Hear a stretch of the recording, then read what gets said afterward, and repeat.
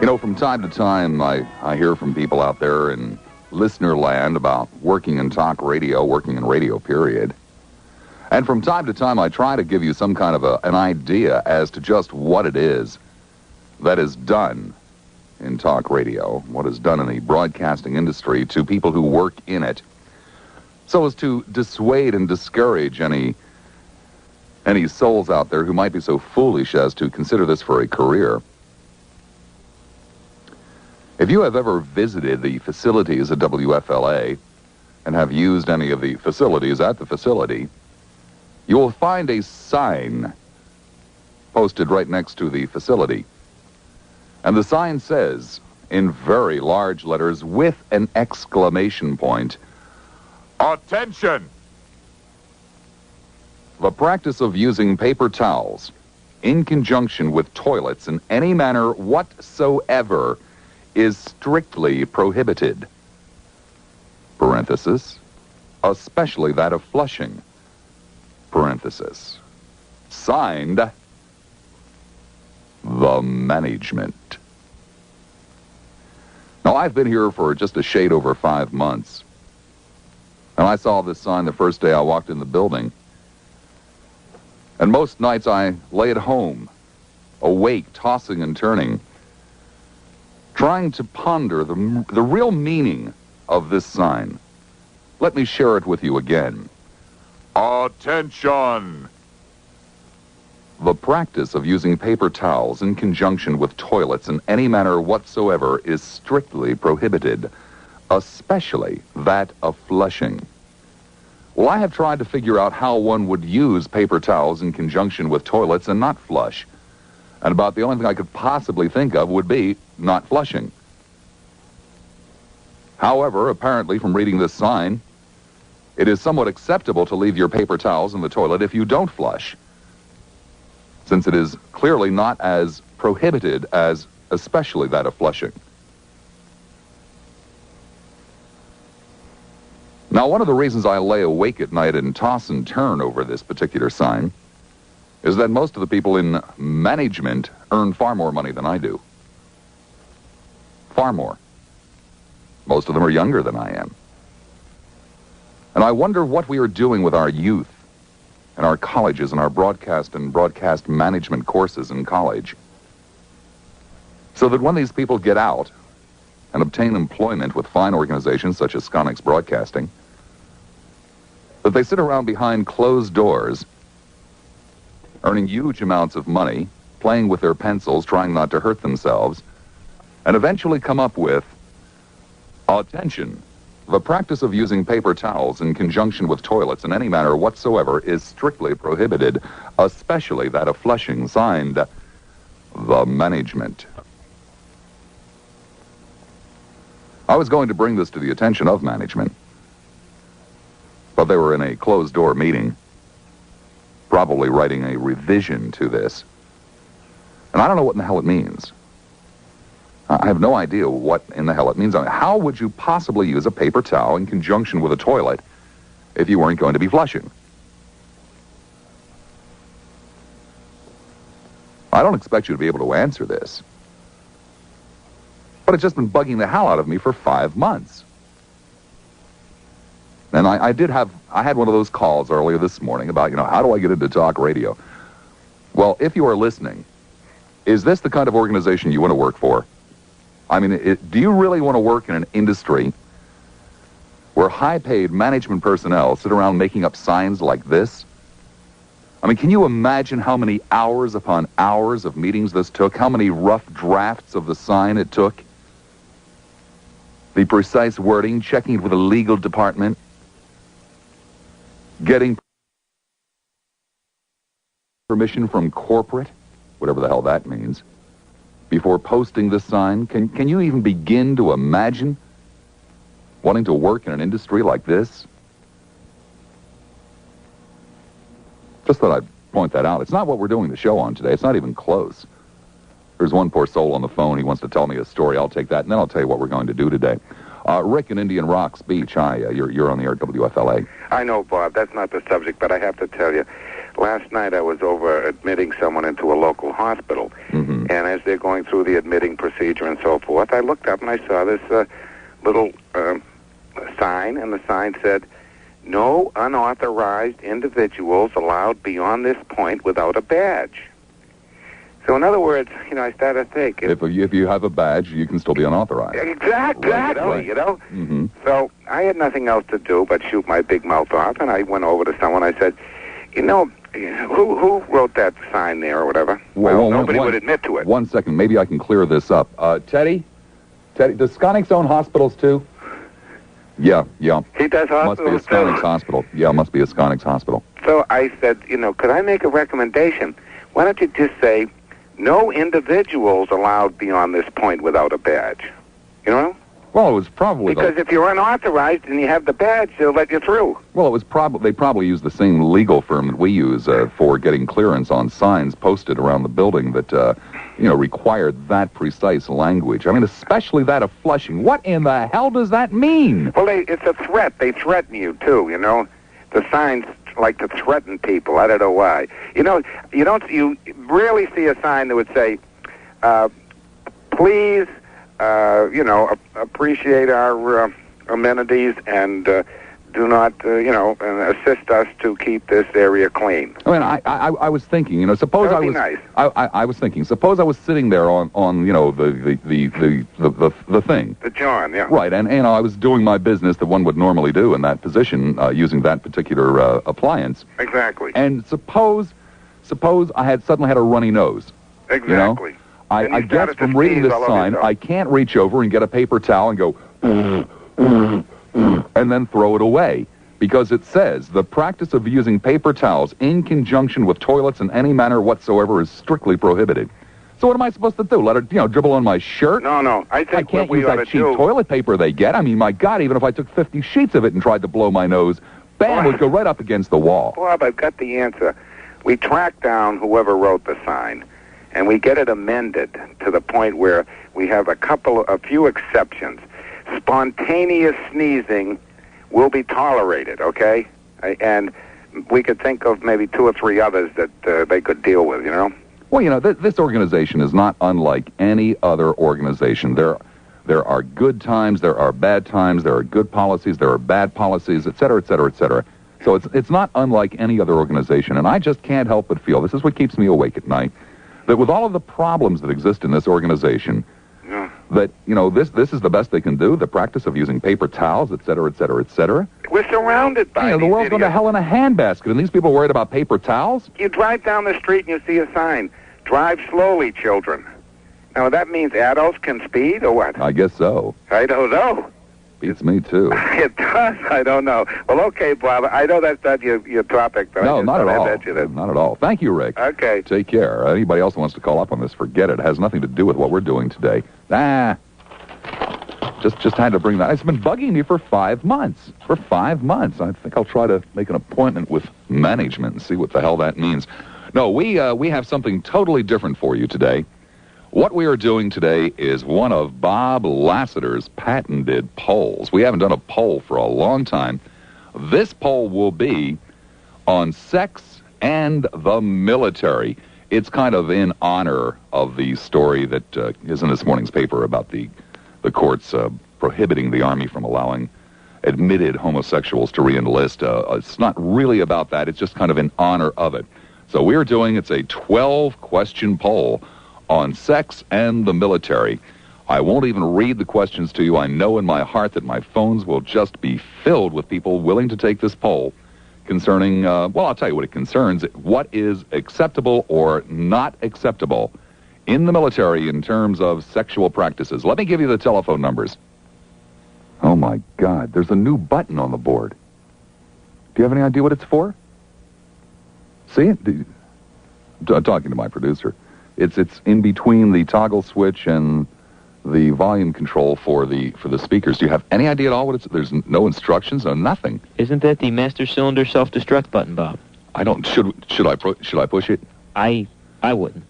I'm going to. I'm going to push it, and nothing happens that I can hear. No, not that. That was Teddy having a little That's really weird. I mean, somebody came in and drilled a hole in the board, put that button in there. It doesn't seem to do anything, and there isn't any instruction on it. Amazing business. Anyway, where were we? Ah, yes, the sex and the military poll. I tell you, we've already had drop-offs, people terrified of giving their opinion.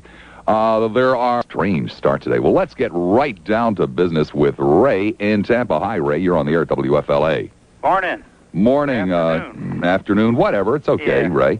Are you ready for the sex in the military poll? Sure, why not? Okay. 12 questions. Should any of the following be considered in rejecting an individual from military service?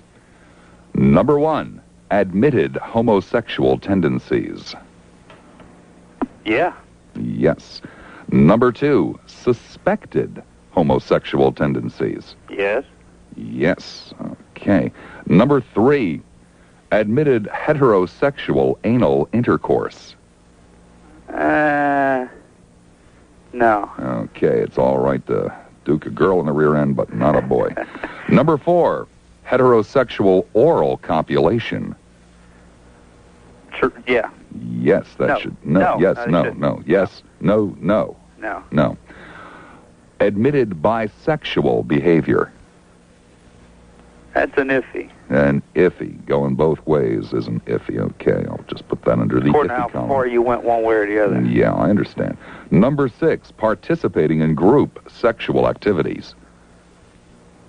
No. No, that's okay.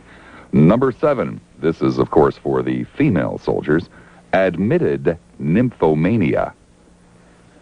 Of course not. No, of course not. Number 8, habitual masturbation. Yes. Yes, keep them out. Well, what is habitual, by the way? I guess somebody that does it all the time. All the time. Number 9, regular viewing of X-rated films or books. No. No, that's okay. Number 10, admitted adultery. No. No, that's okay. Number 11, habitual use of prostitutes. No. No. And last but certainly not least, someone who has a fear of sexual activities. No. No, that would be okay. All right, hey, I thank you very much, Ray. Hey, no problem. Okay, take care. Oh, no, I think that's all right. And an admitted fear of having sex. No.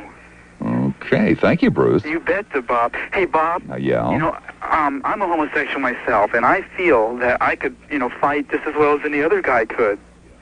You know? Okay. Thank you, big guy. Take care, Bruce.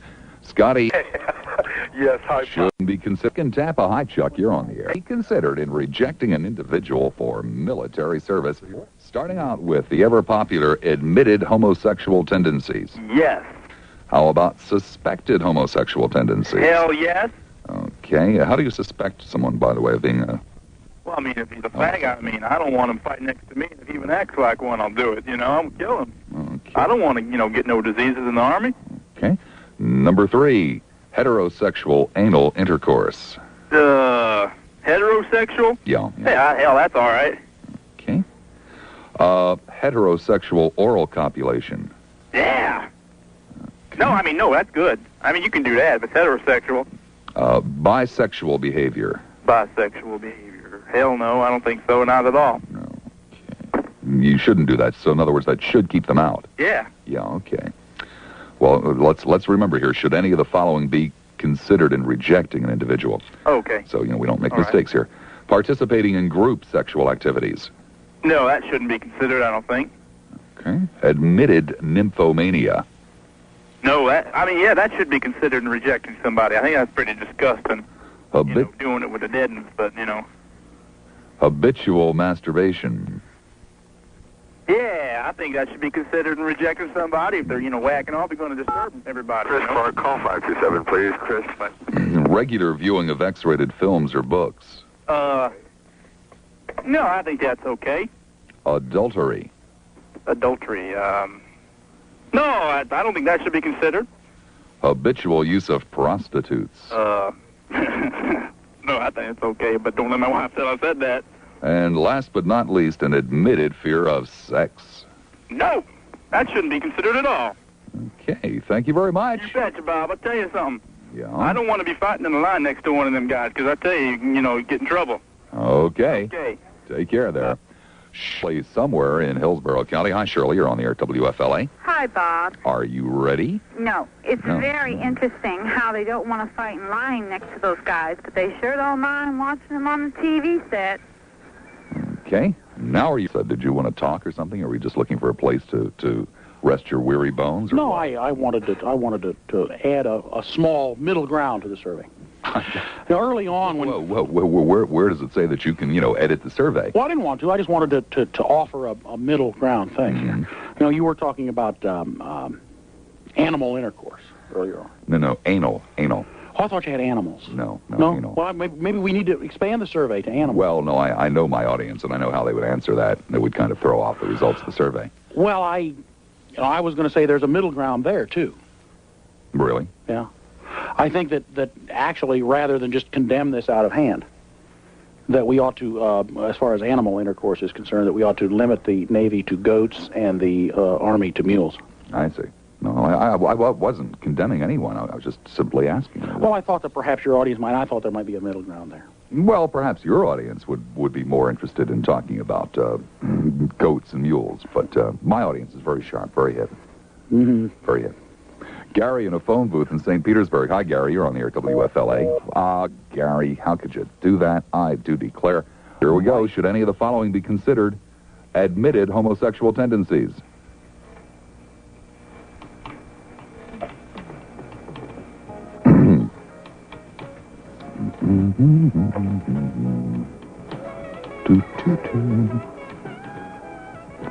Would you like me to go on to an easier question? No, I didn't hear you do the first one. Oh, well, I'm sorry, I'm out of time now. She's supposed to pay attention, lady. We'll talk about this when we come back. Wasn't going to, but I think we really should. I really think we should. You guys got some serious troubles out there. But reeling over this poll, I mean, my God, got some weird people out there. Okay, this is kind of the way it shaped up. Approximately a third of the people said keep the gay people out of the Army. Well, yeah, that's cool. Approximately half of that, so that would be what, about 1/6, said keep the suspected homosexuals out of the Army. I could never figure out how you suspect someone of homosexuality, but that's neither here nor there. One person said keep the people who take part in, the va-voom in the wrong place there with the women out. Nobody had any problem with oral copulation insofar as it was with somebody else of the opposite persuasion. Now, this one is strange. Bisexual behavior. Now, the same number of people said keep out the bisexuals who said keep out the homosexuals. However, this is where we have a problem. They weren't the same people. Now, there was a degree of consistency on homosexuals and bisexuals, but not across the board. There were some people that said, no, keep the faggots out of there. No. But it was okay with the bisexuals. There were some people that said, it's okay with the homosexuals, but it's not okay with the bisexuals. And I just never did understand people, and I understand them a lot less this afternoon.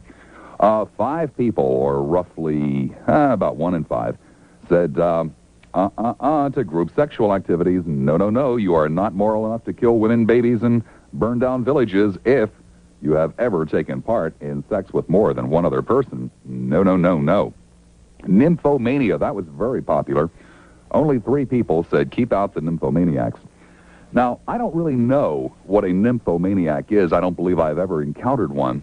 But there is a clinical definition for nymphomaniac, which is someone, a female-type person, who has an obsessive need to copulate. Or, in other words, someone with a mental problem.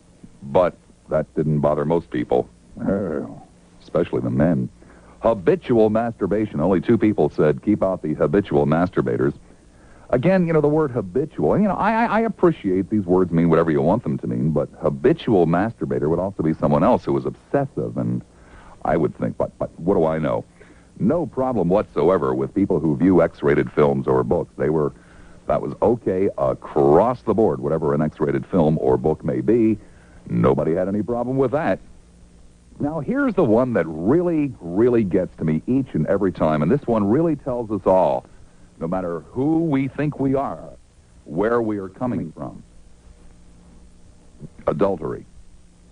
Now, theoretically, adultery is something that we don't want.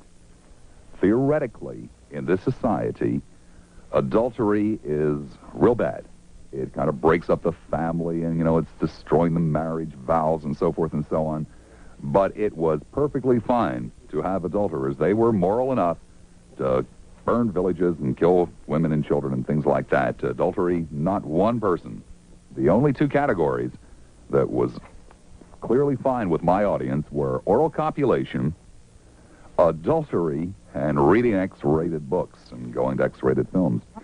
Habitual use of prostitutes. Now, 6 people, or again, roughly 1 in 5, said, no use of habitual prostitutes. Now, we did have some qualification on that. I think there was one person that said anything more than 3 times a month, that would be habitual use. You could use 3 prostitutes, and that would be okay, but 4, One woman said habitual use of prostitutes would be prostitutes exclusively. So I guess if you had somebody that gave it to you for free on the side, and then you also used a prostitute, that would be okay. And then there was the last, but certainly not least question, probably the most interesting question on the whole survey. Keep out someone who admitted to a fear of sex. Only 2 people said, no, that's roughly 10%. 1 in 10 said, no, that's okay. Admitted fear of sex, most people said, that's cool, only 2. I mean, a real serious problem, but that's okay for most people. I don't, what do you say? What do you say? I mean, this is weird. Very strange.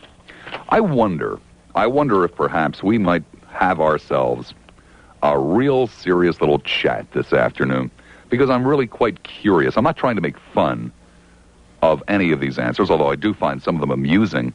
Who in the hell am I to tell you that you are weird or bizarre? I really try not to do that. I don't know that I'm always successful, but I try not to do that in hopes that you won't tell me that I'm weird and bizarre in whatever my hang-ups may be and whatever my prohibitions may be. And I do have them, I promise you. I really do. But why should gay people be kept out of the Army? But not promiscuous women. One of the reasons I hear is that, those gay people are always doing it, ba-boom, ba-boom, ba-boom. They always want to do it. That's the problem. They always want to do it. They wouldn't be ready for combat because they'd be thinking about ba-boom, ba-boom, ba-boom. However, hardly anybody had a problem with a woman in the Army who was always, ready for ba-boom, ba-boom, ba-boom. And I'm serious. I'm deadly serious. I'm not trying to make fun of anybody. I guess what it really boils down to, and what I would really ask you to do this afternoon, and I'm, like I said, really serious. I wonder if you would talk to me from your heart. No jerking around. Talk to me from your heart and tell me just what it is that you fear or dislike so much about homosexuals. See, I too have a problem with gay people. I've never hid that before. Feel very uncomfortable around gay people. Very uncomfortable. And yet, the classical, some of my best friends, well, that's true too. But they threaten me in some way that I've, I guess, never really dealt with, and I don't really know why I'm threatened. I know what the classic psychology textbook answer would be, that, fear of my own latent homosexuality, all this kind of stuff. But I feel very uncomfortable around gay people. And apparently an awful lot of you do, too. And I wonder if you would tell me why. And talk about it. Because it's something I don't understand. I don't understand my own discomfort. So how in the hell can I possibly understand yours? But maybe if you'd explain it, maybe if you'd talk about it, and maybe, both of us would learn something. Let me give you the telephone numbers. Fear of AIDS. Yes, it's AIDS. Nah, you were, hey, I was uncomfortable with gay people long before I ever heard the term AIDS, and so were you. So let's leave that out of this part of the discussion.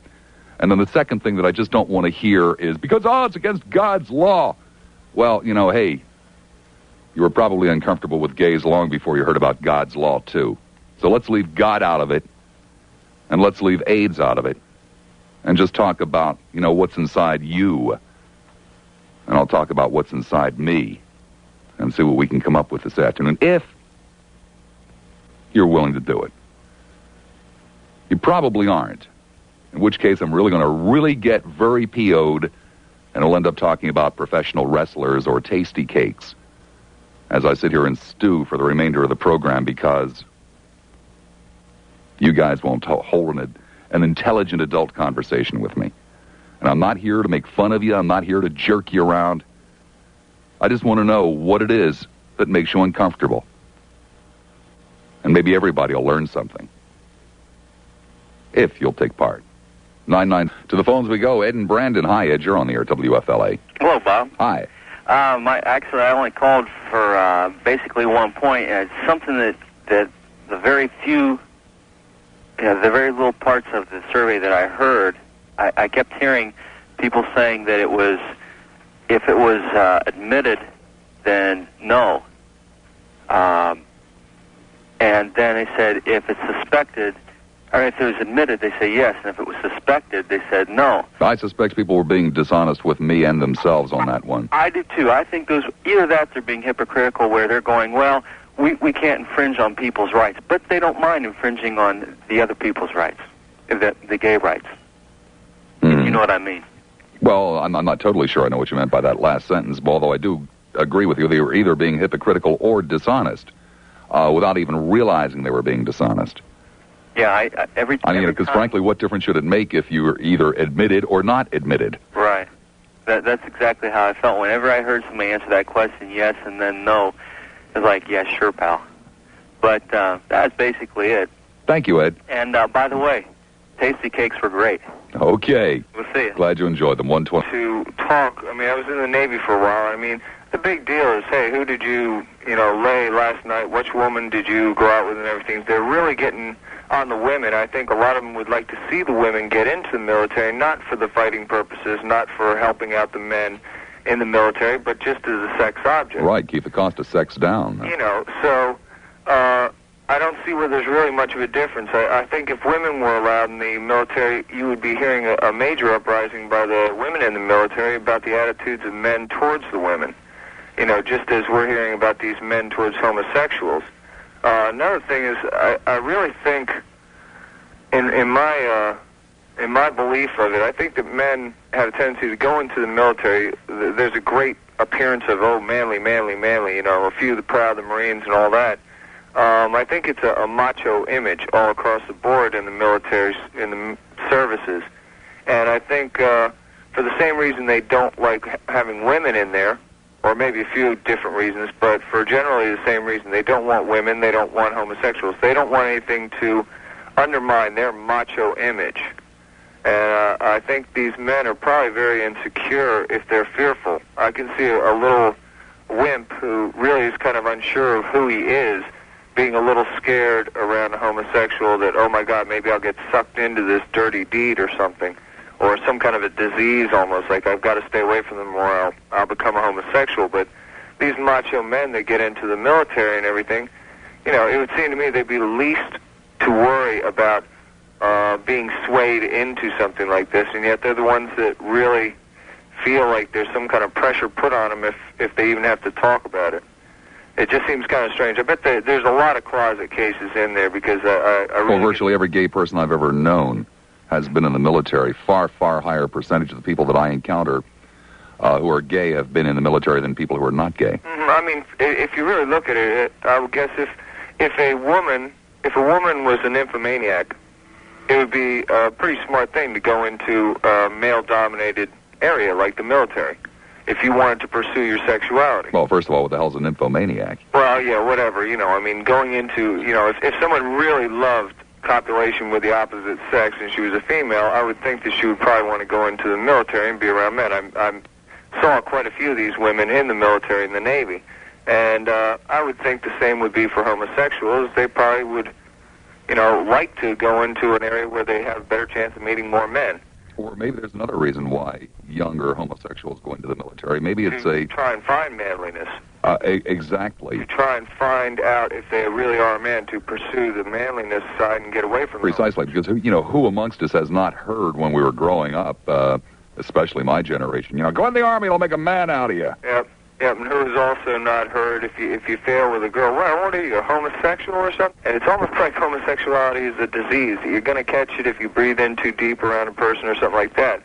At least in the military. Well, frankly, there are a lot of people that firmly believe that. I believe it. You know, my main question in my mind for a long time was whether this is just sort of a perverse attitude among some people, or whether this is like a heterosexual feels for the opposite sex, a homosexual feels for his own. And I've come to the conclusion that they cannot, you know, it's not even right to say they can't help themselves, because that's deeming that it's wrong, and I'm not so sure if in their minds it is wrong. I'm sure they don't think it is, but...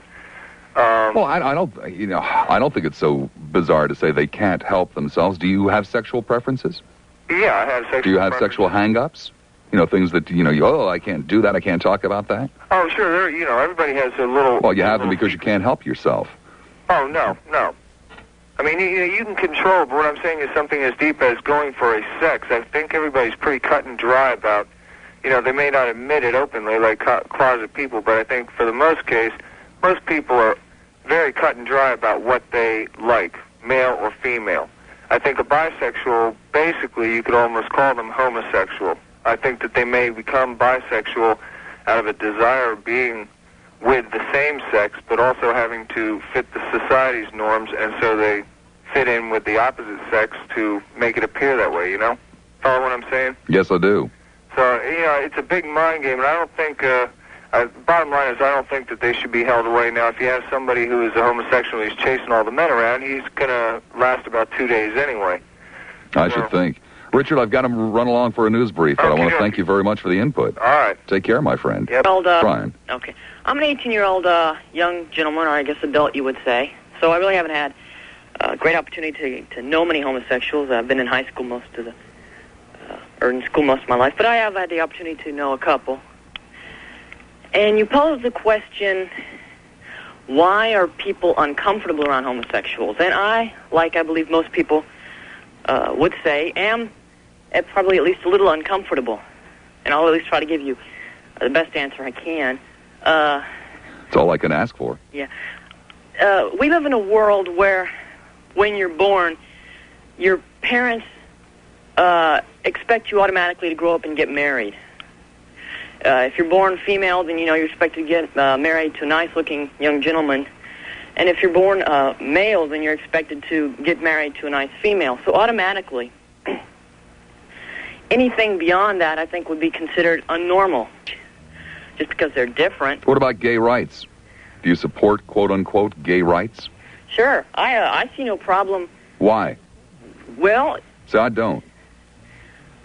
Well, I support it to the extent that gays should not be discriminated against.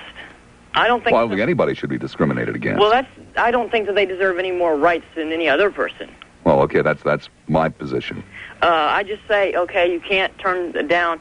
You can't keep someone from having a job just because they're gay. I think they have as many rights as any other person in the United States. It's just they don't go above that right. But they shouldn't be treated special. I don't think they deserve special rights. It's just that you had just posed the question, and I just wanted to give you the best answer that at least that I could. You did fine, Darby. Okay. Thank you. Bye-bye. You too. The thing is that when you have gays coming into the clinic with sore throats, and they say, oh, I got a sore throat, and you swab their throat, take it through the lab, and you find things in their throat that comes out of a rectum. I mean, there's such a thing called E. coli, and E. coli is only found in the stool, but it's a bacteria only found in one stool. That I find that, working in the lab, that these homosexuals, when they do come in for screening and so forth and so on, they have this sore throat. They say throat. It's not throat. It's E. coli. It's bacteria in the throat, and you know what they've been doing. You know what they've been doing. You know what kind of life they've been living in Vietnam. To see these men who are married men, who brag about their girlfriends and their... Ever dawned on you, George, that it might have been a girlfriend that they got that from? No, because this is an isolated situation overseas. Mm-hmm. You know, Okay. and these guys, like I said, they're married, and then they see them go out and pair off with one another and do these, you know, anal But sex. George, let me ask you this, in all honesty and sincerity here. You know, I'm not trying to give you a hard time. What skin is it off of your nose? What difference does it make to you personally? Because it has a lot to do with, as far as I'm concerned, is healthful living. Well, there are an awful lot of heterosexual sexual practices that are very unhealthy too. I agree with you. But then when it goes from one partner to another partner to another partner to another partner, and this, you know, this the practice of what some desire, the freaks. Some of them are very freakish in their different desires. Some of them are very perverted in their desires. And the perverted ones, I mean, you know, these guys used to give me $10 a tube for a tube of lidocaine. Lidocaine was the hardest thing to get to on Vietnam. But What is lidocaine? I'm not familiar with it. Lidocaine is topical cream, and it's a pain, like it relieves you of pain. Oh, okay. Just like hemorrhoids. I mean, Okay. like Preparation H. Mm-hmm. And these guys used to give me $10. I mean, do anything to for them to buy a tube of lidocaine from me. Why? I mean, they've been humping all night long, and then they're going to come to me and say, Doc, you know, my butt is killing me. And you know, in every unit there is one guy who's willing to accommodate the other guys. In every unit, there's always one guy who's willing to accommodate. Like, you know, we're sitting around one night, and you know, one of the guys said, "Man, I'm so horny I could screw a cow." And the other guy looked over and said, "Well, I'm not a cow, but I'm available." And I mean, before you know it, guys are lining up. And these guys, I know have, to my knowledge, I knew they have wives and girlfriends at home. You know, they weren't, to me, they weren't homosexuals, but they were performing homosexual acts. And to them, they weren't homosexuals. Because when their justification is, well, when I get back to the real world, I'm not going to get into this. But that's not how it works. When they get back to the real world, they maintain those desires, they maintain those things, and they stay in the closet, and they marry. They marry. And the wicked thing is working in civilian hospitals from working in military hospitals, I see those same, working in a laboratory, seeing those same conditions. You go down to the emergency room, you think people have strep throat and all this other, they come in there and tell the doctor they have a whole bunch of other conditions, which is really not.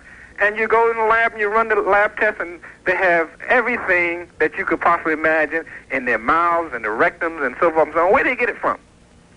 They are not medically educated. They don't care. They don't care. And that's why you get down, that's the thing that I'm afraid of. I'm afraid of ignorant people doing ignorant things that are totally unhelpful, totally distasteful. And the most perverted acts I've seen done were by American GIs. George, just one quick question before I leave you. Are you, be honest with me now, are you equally as appalled at people whose heterosexual practices are just as, for the want of a better word, filthy? And I use filthy in terms of hygiene, not... Yes, thank you. And I'm only speaking from the hygienic point of view, not the moral point of view, because I can't live people's moral. I spend a lot of time counseling young men on just how to be hygienic. And I'm not, like I said, I'm not afraid of homosexuals. I used to teach them how, if they're going to do it, I used to tell them how to do it safely. How to do it safely. And when they come to me with every type of chancroids and the blisters and all this other kind of stuff, discharge, I have to sit down, and my unit captain looks at me. He's going to look at me and say, hey, man, do something with these guys. And these guys, most of them, they'll pay me $100 for me not to record it on their records. They'll pay me money not to record it because they're lifers. Some of them are lifers. And for them to go to review and to see that I've treated them with procaine penicillin and treated them with this for VD and all this other kind of stuff, that creates a problem for them. George, I've got to move along, but I thank you very much. Right. I genuinely do. Take care, George. Take it easy. WFLA. Bobby, how are you? Fine, thank you. You know, I've been listening very carefully to this, and it's amazing. I'm really glad you're doing it. I think we owe you a great deal of thanks to allow us to look at our own stupidity, our, collective human race stupidity. The last guy who called up, I think, was very well-intentioned, and he was sincere. But what he was saying had nothing to do with homosexuality. Well, yes, it did. He was talking about irresponsible homosexuals, and what you and I don't know is what percentage, what degree of the homosexual community is irresponsible. Unless his premise is that homosexuality, ipso facto, makes you irresponsible. Well, maybe. But I'm a firm believer that people are born homosexual or heterosexual. It's either genetic or something. I don't know if it's actually gene or chromosomal. But for us to sit here and think that this is something that they can actively control and monitor or change through a different way of thinking is absurd.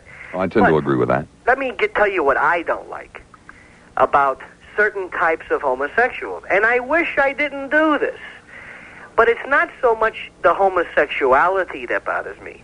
But when I get someone who is a flame, overtly feminine, or, in the case of a lesbian, overtly masculine, it bothers me as a behavior, not because they're homosexual, but because anybody who acts like that gets on my nerves. And I really tried to work through this. I said, this isn't right. I should be much more tolerant. But then I realized what I'm saying is not that I dislike homosexuals, but people who are a bit overt in their behavior as someone who is loud or someone who interrupts or something. As a behavior, it really gets on my nerves. Well, I think you've got a good point there. I know I do not particularly care for women who are across the board overtly sexual. Well, to just anybody, hey there, honey, you want to... Here's a couple things I love, Bob, that the people say. One of them is, it's okay if they're homosexual as long as they don't try anything with me. Now, let's put that into a heterosexual vein for a woman to say, I don't mind heterosexual men as long as they don't try anything with me. I mean, it doesn't make any sense. People never say that. They only say it regarding homosexuals, as though men out there consider themselves so attractive and so much of a catch that any homosexual who lays eyes on them is automatically going to want to do something with them. There are homosexuals who are virgins.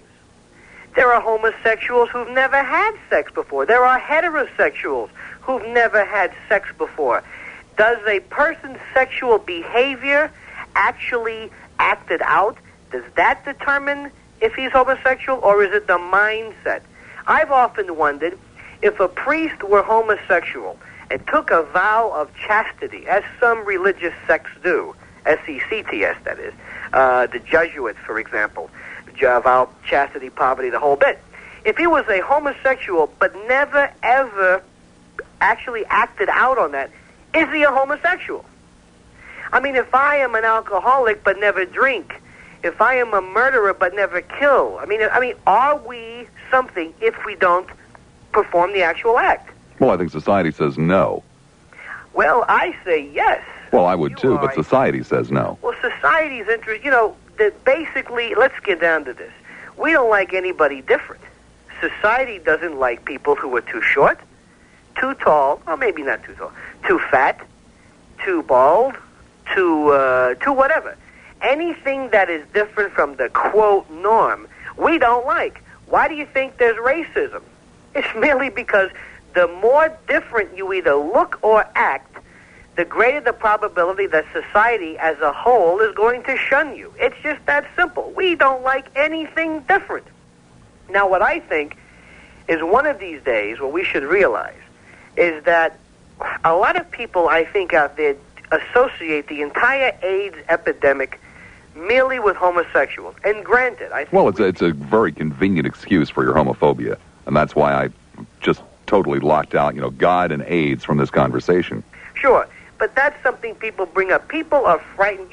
If we could have the chance, for example, to take all of these people out there, I don't know who, and sit them down with homosexuals, or try to have them pick out it's like the old thing, you don't look Jewish, you don't look homosexual.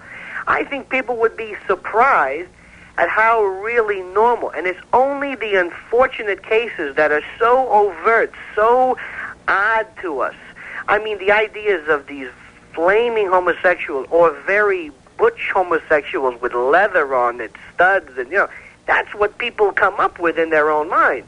And unfortunately, as long as society dislikes someone, before we ever find out what they're all about, society's always going to be screwed up. We're always going to dislike homosexuals.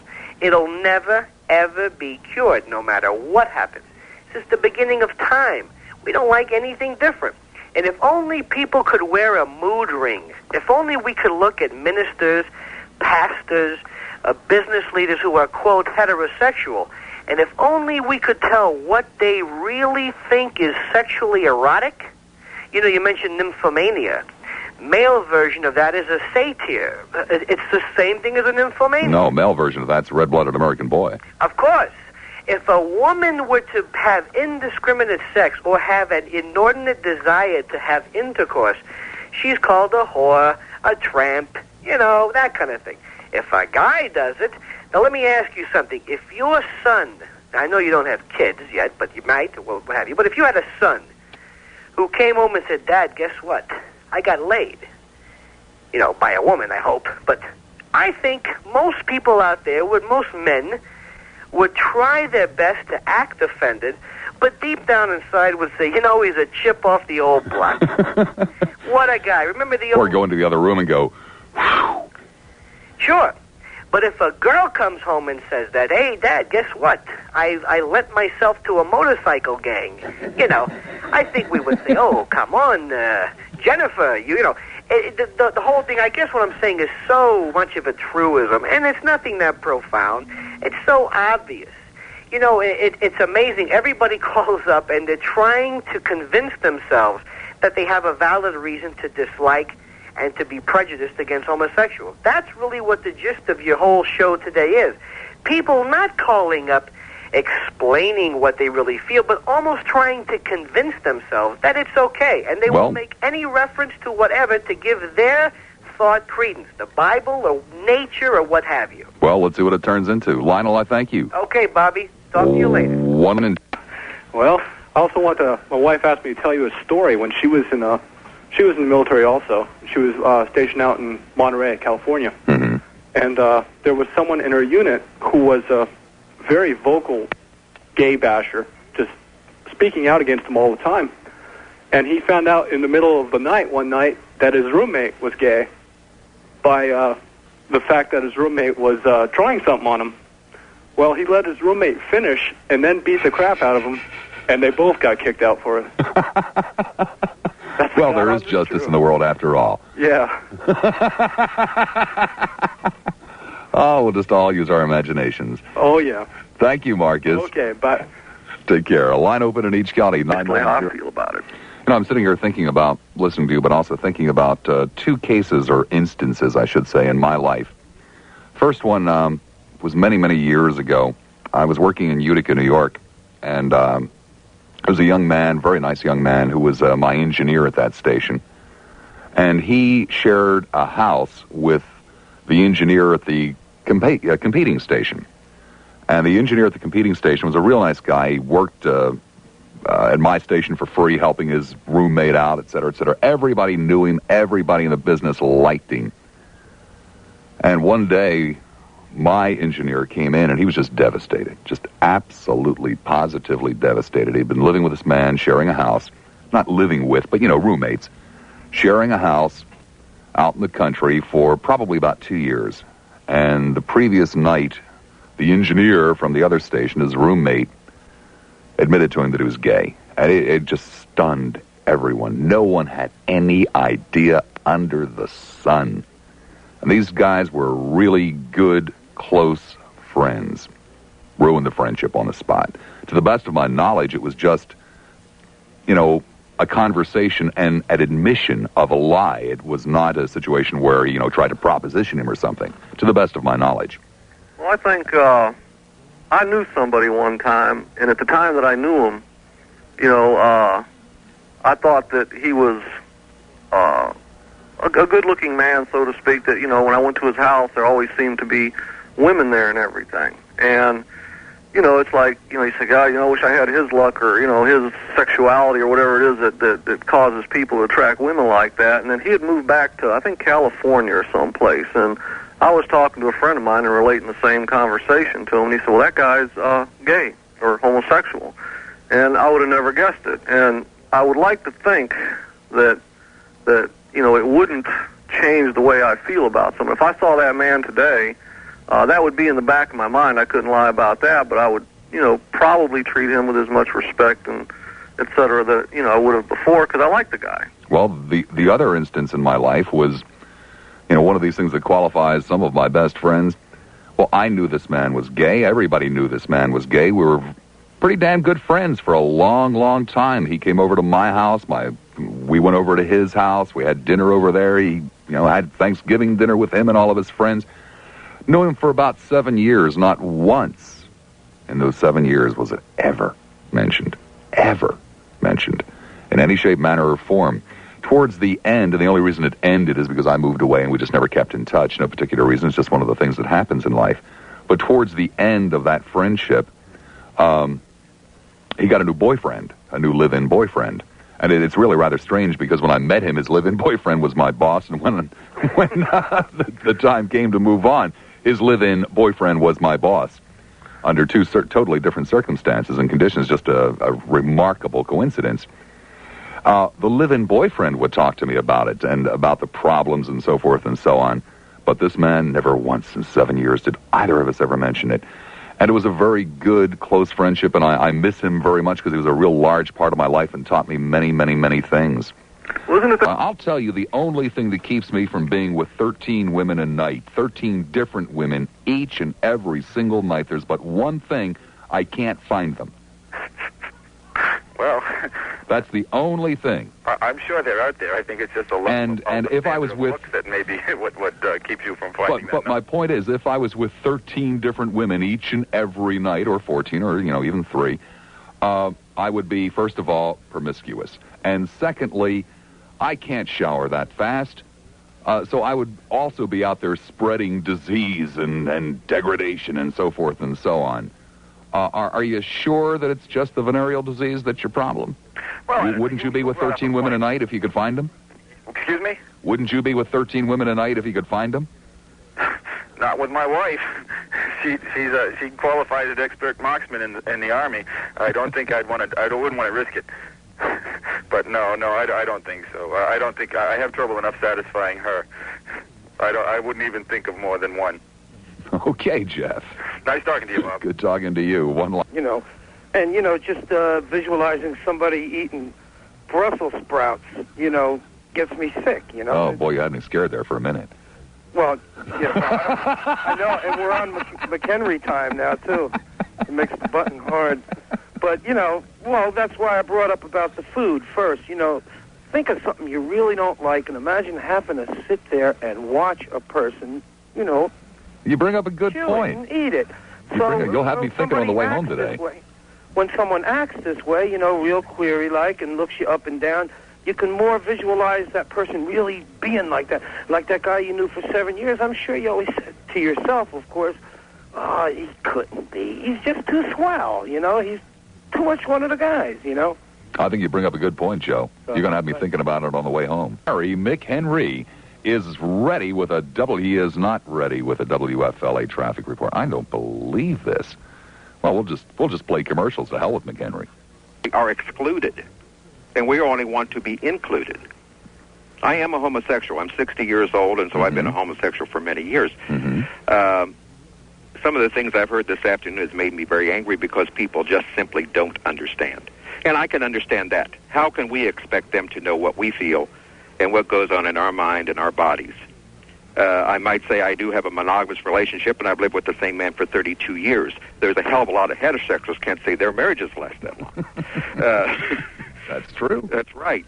And also, the person that brought up the gentleman in the job. I would also hasten to point out, for the benefit of the rest of the audience, that you are probably more the typical gay than the one that we think of. That's exactly right. You just don't see us. We're there. We work in the same places you do. We shop at the same places. We eat in the same restaurants, and we pay the same taxes. You just don't see us. Yet we're out there every day. We also belong to different gay organizations in the city that we think we're doing good for the community, but you don't see us. And going back to the gentleman that talked about the fellow in the Johnson administration, I remember that quite well. If we accepted gay people as they are, and you could go to an employer and say, yes, I am a homosexual, then there would be no reason for this person to be a risk, because that's all they're claiming. Well, he could be blackmailed, and the world will find out he's a homosexual. If he could openly say, I'm a homosexual, there's no risk. In Holland, for example, it's legalized. I was talking to a young lady recently, a straight lady that's from Holland. They just legalized homosexual marriages in Holland. And I said, how does the people, how do they react? We don't think anything about it. It's accepted. They're just another person. There's no problem with the homosexual in Holland. I think that's terrific. They've come a lot farther than we have. Harold, what crazy question, let me ask it anyway. What percentage of the gay population do you think go out of their way to flaunt their homosexuality just because they know it makes me uncomfortable? Probably 5 to 10. And I don't agree with those people either, you see. If you saw me walk down the street, I'm sure you would not say, there goes a gay person. I try to act on the street like everybody else, and I think we all should do that. What I do in my bedroom, I think it's my business. What you do in yours is yours, as long as I'm not hurting anybody else and it's consenting adults. I don't believe in children and all that stuff. But yes, there are those out there, and they do flaunt it, and I am not comfortable with that one way or the other. Harold, I thank you much. Okay. Take 3:50 the time. Holy cow, they're playing Gary McHenry's song. It must be Gary McHenry, and he's only 10 minutes late. On time, perfect. Oh, you're getting better, Bob. You're getting better. As you know, in Pinellas Park today, 2 students went on a rampage in the cafeteria and shot 3 teachers, possibly 4. And we're going to take a look at the whole situation now, Bobby, how times have changed, how years ago the big problem in school was talking, being out of place in line, not wearing the proper clothing, chewing gum. Nowadays, teachers have to deal with guns, knives. Yeah, not exactly an inner-city school either, is it? It's not an inner-city school. So the problem has come home. We've been hearing about this in Boston, New York, and Chicago, and now it hit close to home.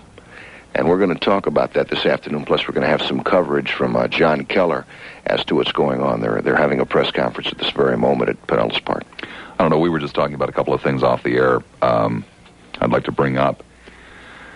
You had said in our conversation off the air something about, it's a crazy world, latchkey kids, et cetera, et cetera. I countered with, hey, I was a latchkey kid. I never shot anybody. And I just don't understand. I truly do not. There are so many things in life I don't understand, but this is one of the things I do not understand. First of all, and I know that you and I differ on this, the readily accessibility and availability of guns, which, does play a part in this story today, but it's just a part in the story today. What in the hell is going on in this world that we live in that people feel that obviously and probably a very superficial and minor argument should be settled with deadly weapons, and then because some people have the audacity to try to stop them from doing it, they shoot those people. It's outrageous. In our generation, it's not that we were less violent. I mean, let's face it, you grew up at a school where there were fights, right? My school had fights all the time, but the fights were fist fights. Well, actually, I didn't. I grew up in Walt Disneyville. Did you really? I truly did, yeah. See, the school I went to, we had our share of fights, but they were fist fights. Never did anybody pull a knife on anybody. Never did anybody pull out a gun. And it just seems like that's not the way it's done in the 80s. These kids are going to school armed. It's out of control. Well, I heard your show Friday night driving home when you were talking about the 1945. Yeah, that's why it really caught my ear, because that's the year I was born. Survey in the Los Angeles public schools, the biggest problems, chewing gum in the halls, et cetera, et cetera. Talking and stuff like that. And, now the rape and the abuse and the shootings and so forth and so on. And I did my entire show Saturday on, whose fault is this? And you and I are the parents of this current generation that's, now shooting teachers in the lunchroom. And, You know, are those kids responsible for their actions? Well, of course they are. Sure Yes, they are. damn it. When you bring a gun and you shoot somebody, you're responsible for your Damn right actions. you are. But we've got to be responsible, too. And, Sure we are. And if it's our fault that we have kids like this, then who the hell's fault is it that we raise kids like that? Bobby, our generation turned into be the me generation, and we've concerned ourselves more with going to racquetball games, going to the aerobic class, going out to shoot golf, instead of taking time out. But that's totally diametrically opposed to, again, what we were talking about off the air. You said, you know, when you and I were kids, you know, I don't know about you, but I grew up dirt poor. And I said, yeah, you grew up dirt poor. We lived in a $55 a month apartment, and we're 4 months behind in the rent for the whole time we were there. But when my parents were not working, they were with me. They were working with me. These parents, they have to work 2 jobs because the economy dictates it. And on their off time, instead of being with their kids, working with their kids, taking an active role in what their kids are doing, they're out taking care of their own needs.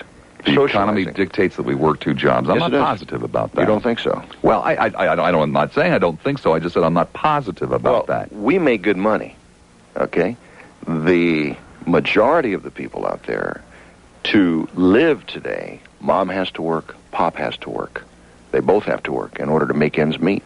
Prices are going up, salaries are not going up, and it's getting rougher and rougher and rougher. And there's no supervision of the children from the time that they're really young, the formative years when you can instill these moral convictions, when you can kind of groom them to be good citizens. You know, they're out there just... You see, I am slowly becoming, and I really hate people who see a problem and come up with a simple solution to it. No, there is none. I'm becoming slowly, absolutely, totally convinced that the biggest problem we have in our society is that damn box that we all have in the living room that we turn all the chairs towards. That's another point I made. Kids are, you know, when we were kids, we were talking about our generation was forced to be creative. We didn't have the little computer games, so we used to have to invent our own little games.